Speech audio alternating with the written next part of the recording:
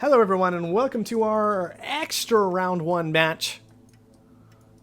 Because our players were unable to be available for the start of the tournament, and so we're doing our round 1 match last because it was round robin and didn't really matter who won this one. All the matches were going to continue anyway, so we just went on and now we're tacking this on to the end. So, Duban and Popsursocks are going to be our participants. We have got high prices on aluminum, steel, water, and chemicals.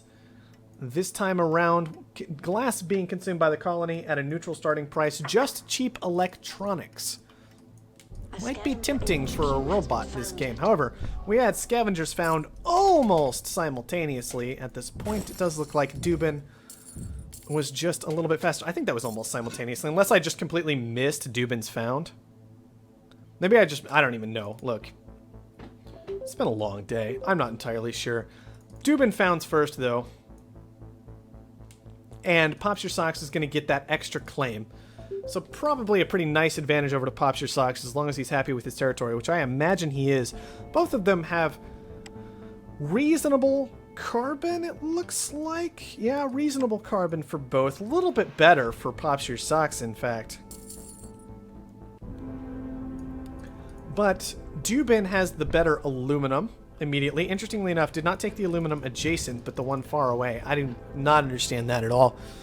We've got the high water pump available for both of them, just their one high water. Popsursocks has a little bit more water adjacent to his headquarters, however. Then both of them also are reasonably close to this silicon, but with a high and a medium, and potential adjacency for both, neither player is prioritizing it immediately, instead trying to hop into those resources that are simply going to make them money. Steel's going to be weird this game, because you could just kind of make steel. You can make steel right now, and it'd be way better than this food and reactors that our players are interested in. I really would have liked to see that.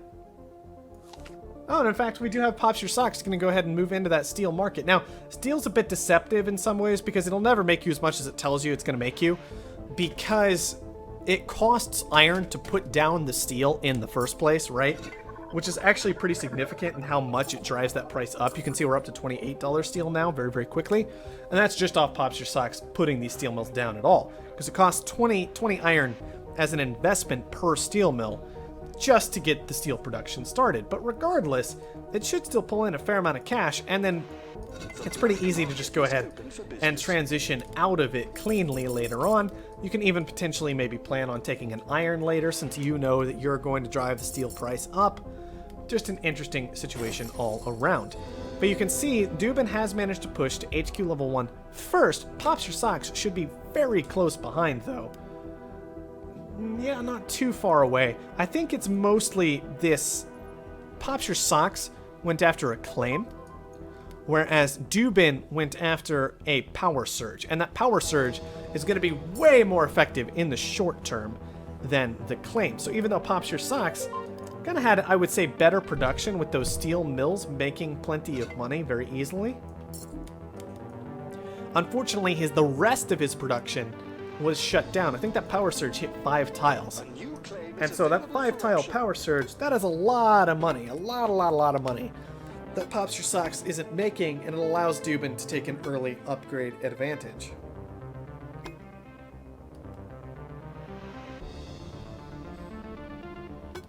Ooh. Claim auction coming out. Looks like Popsursocks has enough to hit 3. He's managed to rearrange his resources during this auction to find the upgrade. Looks like he canceled a couple of buildings.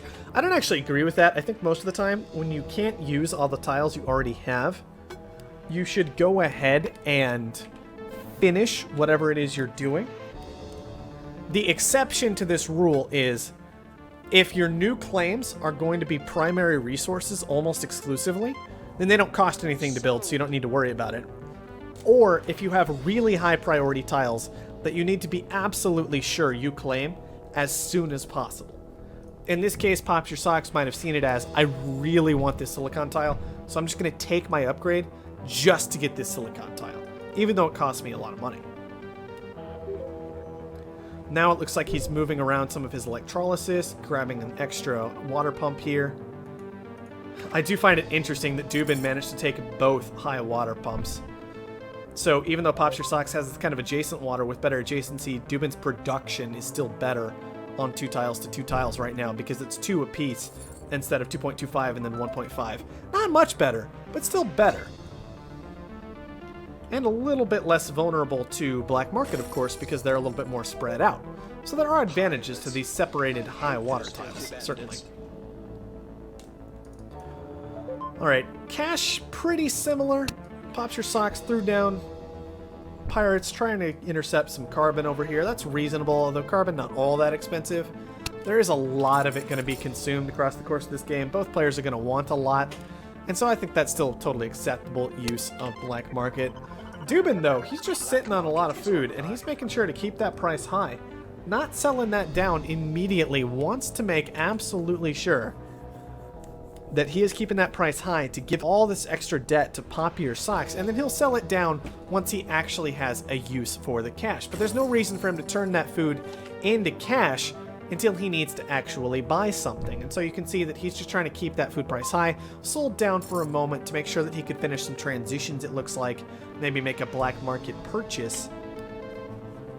And like, I think he purchased a black market claim, then put down this glass kiln, and then just immediately bought as much into food as he possibly could, once again, trying to keep that price very, very high. Popsursocks is going to be our first player to HQ 4. No big surprise there, given the commitments that Duban's been making to buying extra claims, so he's not actually as far behind as it might appear, given all the extra claims that he is going to have. Of course, Popsursocks has that extra claim advantage from founding second, and so we'll have to see exactly how all that pans out. Popsursocks also with a slight advantage when it comes to power production, which is about to get a lot bigger. Could actually be a bit of a big deal here. Who gets to pay down their debt more effectively on this power? Duban has the upgrade available, likely going to be looking to take it fairly soon. Do we have any more geotherms on the map? We in fact do have 3 more. Those are going to be a decent option for him to move forward. Let's see. Not sure where all the goon squads... Either of our players, I think, can be entirely sure about where all the goon squads are. Although I think Popsursocks can expect that Duban hasn't taken one yet. Huh. Let's see. I don't think... Yeah. And I think that might even be possible to interpret from where the prices sit, unless one's been caught already this game. I don't think so, though. So yeah, you'd expect Popsursocks to actually be the one getting aggressive in the black market right now, since he's got a couple goons up and you know Duban doesn't. But Duban's the one who in fact is just going to keep up the power surges, since Popsursocks has created such a juicy target for him, let's be honest. I mean, look at this. 200 on this tile, 100 on this tile, 90, 90, 30, 45. That's a nice power surge right there. And Duban just can't resist it. He wants to stay aggressive this game. Not something I can disagree with. However, I am a bit concerned, once again, about Duban's power production. Debt can easily turn into an issue in a scavenger-on-scavenger match. Popsursocks, making sure that he's paid plenty of it down by getting these wind turbines up. They aren't great, but they're getting the job done, making sure to pay down some debt. It'd be nicer if they were a bit better, maybe if they were solar panels and he had taken some extra silicon, so on and so forth from there, but still decent. Whereas Duban isn't paying down his debt very effectively. He's only at 80,000 now, but you always have to be careful to avoid spiraling into that D area that makes you start paying your debt manually, because that's just a lot of cash. If you get to that point, you have to blow through all kinds of cash in order to stay alive. As an example, in our Pbhead Deathtacticus match, if PB had been in a situation where he wasn't just riding that debt line the entire time, he might have been able to pull back into that one and actually take it. So that's always just something you have to watch out for, and it's the kind of thing you have to react to early in the game, making sure that your debt never goes to that point. Well, carbon got pricey, as is to be expected in the scavenger-scavenger match. We do in fact actually see mules being used this game by Duban to try and collect more and more of this carbon. The upgrade advantage is that important to these players. Offworld's not great just yet, but we do have the acceptable food, so we could also be looking at that long term, trying to make sure that you've got that 600 carbon saved up extra past your HQ5 upgrade to get that first Offworld down. More and more pirates. That's pretty insane. Duban might actually want to try and reset his launches here. Just launch all 3 of his quarries simultaneously to make sure they're all sending simultaneously, just to push through these 2 pirates as effectively as possible. Because I think the pirates will knock half off the first one, and then half off the first one again, and then the other 2 get through cleanly. So you can kind of force diminishing returns for your opponent's pirates in the short term by managing your launches correctly, if I remember how the pirates function correctly. Otherwise, it's kind of a crapshoot exactly what the pirates are going to take. You see they took half and half there, maybe because of when the reload occurred, and then it just shot the most valuable thing in range at that point. It's a little bit awkward. Now it's irrelevant because the first set of pirates are gone, but just an interesting little detail. Try and find every edge you can. I do find it interesting. We've got one player going for pirates in order to steal resources, and the other player just completely shutting down their production in general. It seems that the shutdown is proving more effective for the moment. We have to see if that'll keep up, or if these pirates will really start coming into their own later into this game.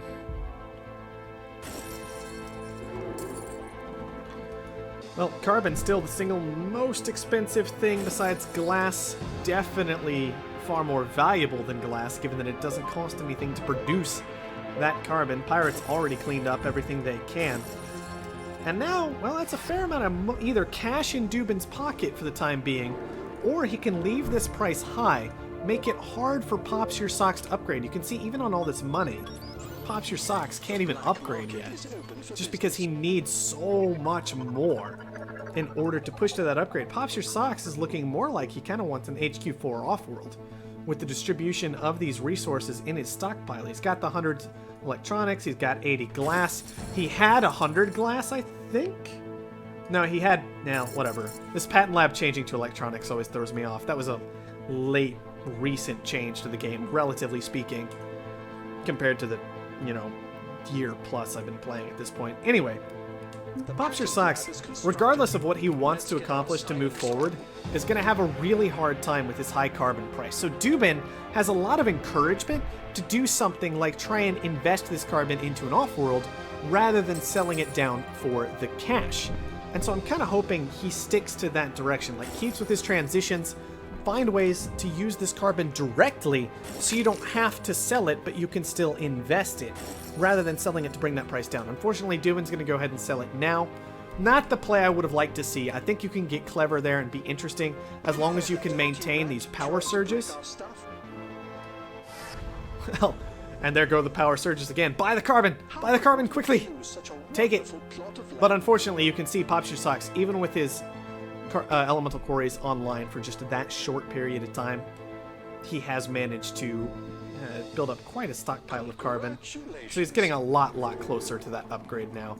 And so it's probably not worthwhile for Duban to actually buy the carbon at this point anyway. Now, the question is, what does Duban do from here? Does he continue investing, or does he just go for the kill? He only needs about 130, 140 to maybe clean this one up. Whereas Popsursocks, yeah, he only needs like 60 to defend, but if you can force the defense and then sell out, that can still be a valuable play, as long as you know that's what your plan is going forward. On top of that, Duban very quickly can sell carbon.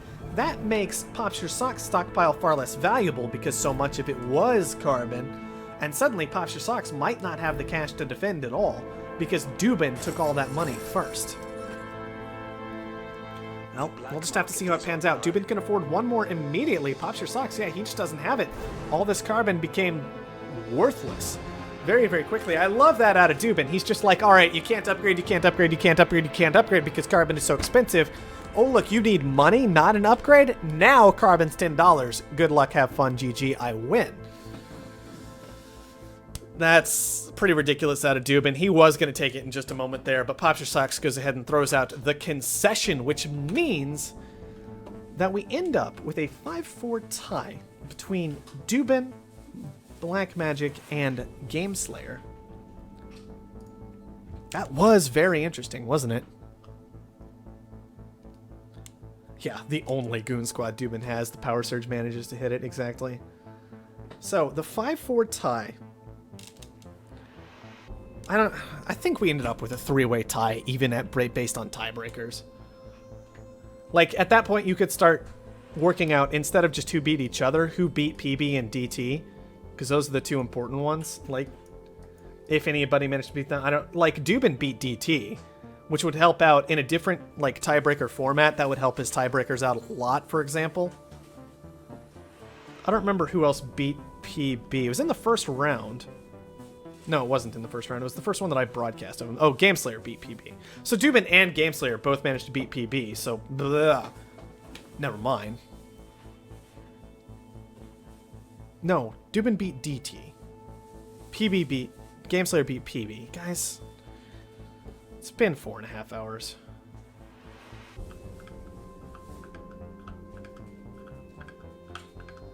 Tiebreakers get weird. I think that if we kind of look further past the tiebreakers, though. Alright, tiebreakers are going to go on over to Gameslayer in this format. He beat, it looks like, both Duban and Blackmagic. And Duban didn't beat any of the people he was against. So tiebreakers pan it out with this format that Gameslayer is going to take third, Blackmagic fourth, and Duban fifth. So we actually have everybody nicely into their own spot based on tiebreakers. We didn't end up with the magical 3-way tie that could have resulted if Stef had won and gone up to 5-4. Which would have been like a 1-1-1 situation on tiebreakers.